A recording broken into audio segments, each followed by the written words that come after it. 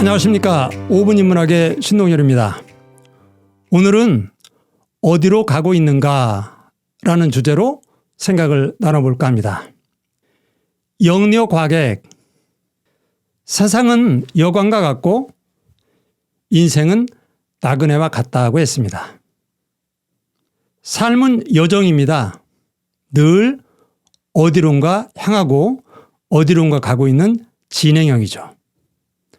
마르틴 부버는 오스트리아에서 태어나서 주로 독일에서 활동한 철학자입니다. 그의 책에는 이런 내용이 있습니다. 어느 랍비가 누명을 써서 감옥에 갇혔습니다. 그런데 그 랍비를 감시하던 간수가 억울한 누명을 쓰고 옥에 왔는데도 랍비 하나 바뀌지 않는 그의 의연함에 감동을 받아 어느 날 물었습니다. 선생님, 성경에는 하나님께서 아담아, 너는 지금 어디 있느냐? 라고 물으셨다는 구절이 있는데 우리 현대인들은 이걸 어떻게 해석해야 됩니까? 랍비가 답했습니다. 하나님께서는 우리 한 사람에게 너는 어디 있느냐 물으십니다. 그래, 내가 지금까지 몇 해, 몇 달, 며칠을 살아왔는데 너는 지금 어디에 있느냐? 이걸 물으시는 겁니다. 인문은 스스로 묻고 스스로 답하는 여정입니다. 세상은 흔히 묻습니다. 방법을 묻습니다. 돈을 어떻게 버느냐 묻고 권력은 어떻게 손에 쥘 수 있느냐 그 방법을 묻습니다. 그런데 인문은 방법에 앞서 그 본질과 방향을 묻습니다. 나는 누구인가? 돈, 권력은 무엇인가? 나는 어디로 가고 있는가? 이걸 묻는 거죠. 미국의 경영학자 피터 드러커는 사다리를 삐뚤어 놓고 그 길을 서둘러 올라가는 것이 가장 위험하다고 했습니다. 잘못된 길을 서둘러 가는 것이 가장 위험한 거죠. 우리는 우리 스스로에게 가끔 물어봐야 됩니다.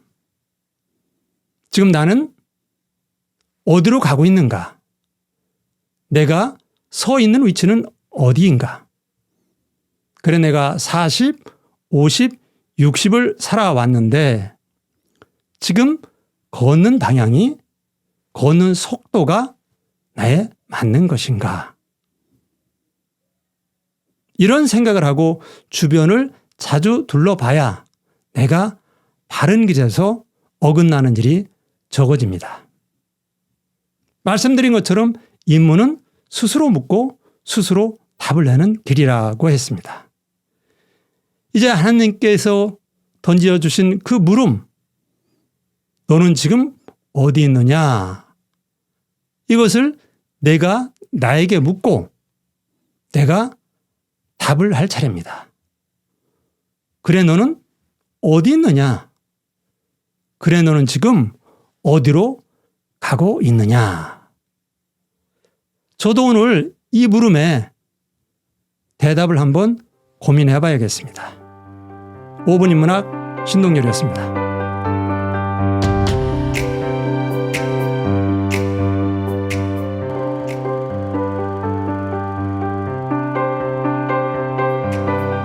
안녕하십니까. 5분 인문학의 신동열입니다. 오늘은 꿈은 꾸는가 라는 주제로 생각을 좀 나눠볼까 합니다. 삶의 빛깔은 꿈으로 바뀝니다. 꿈을 꾸는 노년은 삶이 반짝이고 꿈이 없는 청춘은 삶이 두렵게 바래집니다. 삶은 꿈을 먹고 산다고 했습니다. 꿈은 육체나 영혼에게 모두 찬란한 자양분이죠. 가능태와 현실태는 아리스토텔레스 형이상학 철학의 뼈대가 되는 개념입니다. 가능태는 무언가 될 수 있는 가능성, 즉 씨앗이죠. 통나무는 땔감의 가능태, 의자의 가능태, 궁궐 기둥의 가능태가 됩니다. 반면에 땔감, 의자, 궁궐 기둥은 통나무의 현실태가 되는 거죠. 누구나 우리 안에 가능태를 담고 있습니다. 다양한 씨앗을 우리 안에 품고 있는 거죠. 다만 누구는 그 씨앗에 물을 주고 햇볕을 쬐어주고 바람을 막아줘서 씨앗에 예쁜 싹을 틔우고 꽃을 피우고 열매를 맺게 하지만 누구는 그 씨앗을 방치해서 쪼그라들고 말라 죽게 만드는 거죠. 꿈은 또 싹은 저절로 자라지 않습니다. 나이가 들수록 쪼그라드는 게 인간의 꿈이기도 하죠. 프랑스 소설가 앙드레 말로는 오랫동안 꿈을 그리면 그 꿈을 닮아간다고 했습니다. 깊게 품으면 닮습니다. 자식이 부모를 닮는 이치와 마찬가지죠. 깊게 들춰 보이지 않으면 보이지 않습니다. 내 안에 있는 씨앗도 내가 내밀히 들춰 보이지 않으면 보이지 않습니다. 그런데 우리 안에 있는 씨앗은 눈치가 빠릅니다. 나를 품고 있는 주인이 나를 얼마나 기이 여기는지 귀신처럼 알아챕니다. 파울로 코엘로의 연금술사는 제목부터 흥미롭습니다. 연금술을 비유적으로 설명드리면 내 안에 있는 가능태, 즉 씨앗을 꺼내서 각자의 삶에 맞는 자기 빛으로 찬란한 현실태를 만들어내는 것, 그게 바로 연금술이라는 거죠.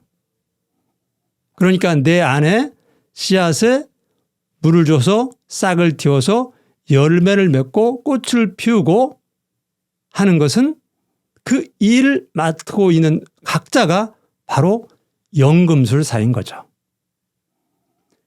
여러분 모두가 삶에 빛나고 찬란한 연금술사가 되시기를 응원합니다.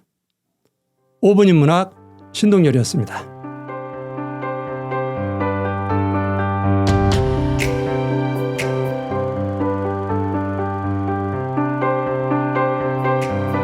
안녕하십니까. 5분 인문학의 신동열입니다. 오늘은 친구는 누구인가 라는 주제로 생각을 좀 나눠볼까 합니다. 시간관리 7가지의 법칙 저자 짐노는 당신이 자주 만나는 5사람의 평균이 바로 당신의 키다 라고 했습니다. 나는 친구로 정의되고 친구는 나로 정의됩니다. 그러니까 친구는 또 다른 나인 셈이죠. 당신의 친구를 보여달라. 그러면 내가 당신이 누군지를 말해주겠다라고 하는 말은 결코 허언이 아닌 겁니다. 정호성 시인의 내게 힘이 되어준 한마디에는 이런 구절이 있습니다. 친구 셋은 불가능하고 친구 둘은 너무 많고 친구 하나면 족하다. 연잎은 자기가 감당할 만한 물방울만 담고 있다가 그 이상이 되면 아낌없이 비워버린다. 친구의 과부하로 마음의 상처를 입고 길을 헤매는 현대인들이 한번 되새겨볼 만한 구절이 아닌가 생각됩니다. 공자는 사귀어서 도움이 되는 친구, 즉 익자삼으로 정직한 벗, 성실한 벗, 견문이 넓은 법을 뽑았습니다. 반면에 사귀어서 대래 해가 되는, 즉 손자삼으로 아첨하는 법, 허세 부리는 벗, 얼굴빛을 바꾸는 벗을 지목했죠. 그리고 공자는 참된 친구 관계를 책선지후라는 네 글자로 정의했습니다. 친구의 잘못을 따뜻한 마음으로 진심된 마음으로 나무라고 꾸짖는 친구, 그런 관계가 참된 친구라는 거죠. 많을수록 좋다고 하는 다다익선은 친구의 관계에서 때로는 이익이 되는 말이기도 하지만 해가 되는 말이기도 합니다. 친구는 숫자보다는 그 안에 담긴 진심이라고 하는 내용이 훨씬 더 중요한 관계이기 때문입니다. 여러분에게는 한 명이면 족한 그런 친구가 있습니까? 아니면 여러분이 누군가에게 한 명이면 족한 그런 친구가 되어주고는 있습니까? 저도 오늘 제 친구의 관계를 두루두루 한번 살펴봐야겠습니다. 5분 인문학 신동열이었습니다.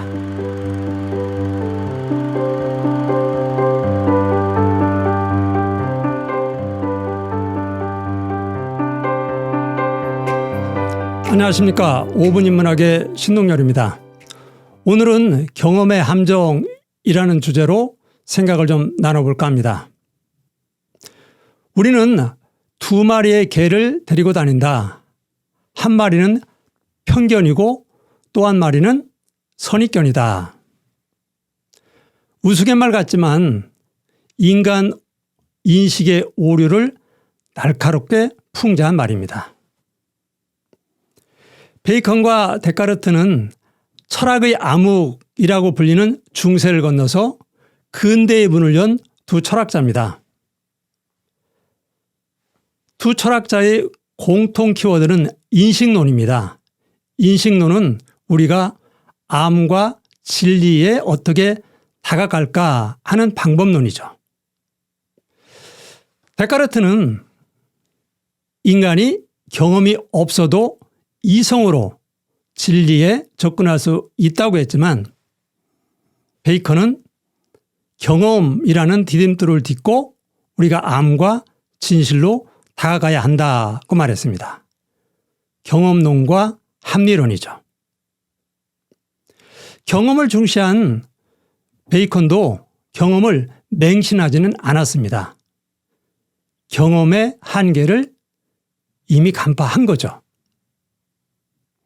그는 편견이나 선입견으로 인한 인식의 오류를 우상이라고 표현했습니다.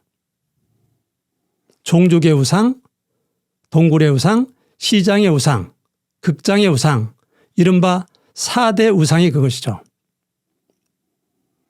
종족의 우상은 우리 인간이라고 하는 종족이 공통적으로 갖고 있는 인식의 오류나 편견을 뜻하는 것입니다. 그러니까 인간은 이성적 동물이다. 인간은 만물의 영장이다. 라고 하는 말 자체가 자칫 종족의 우상이 될 수도 있는 거죠. 누구나 교육이나 환경 또는 모순된 언어, 혼란스러운 언어들, 이즘, 전통, 사상, 법, 제도 등에 따라서 인식의 차이가 있습니다.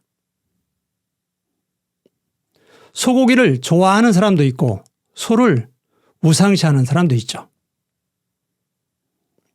현상은 하나지만 그 현상을 바라보는 해석은 다양합니다. 경험도 마찬가지죠.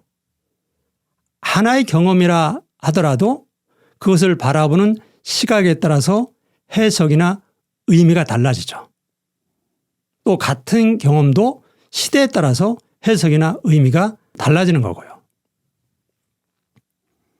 그런 의미에서 자기 스스로의 경험 몇 개만으로 세상을 재단하려고 하면은 자칫 어긋나고 오류가 많이 생기는 법이죠. 우리는 흔히 나이 들면서 내가 해봐서 알아. 내가 겪어봐서 알아. 내가 당해봐서 알아. 라고 하면서 세상을 보는 잣대에 경험을 들이대는 경우가 많습니다. 하지만 거기에 오류가 많은 거죠. 우리가 경험 몇 개로 세상을 보려 하면은 마치 우물 안의 개구리가 대롱으로 하늘을 보면서 세상을 논하는 우를 범할 수도 있습니다. 혹시 저도 몇 개의 경험으로 세상을 보고 있는 것은 아닌지 한번 되돌아봐야겠습니다.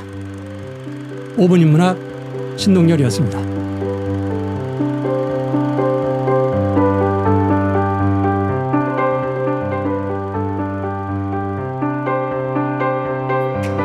안녕하십니까. 5분 인문학의 신동열입니다. 오늘은 마음의 독이라는 주제로 생각을 나눠볼까 합니다. 우리의 마음은 넓고도 좁습니다.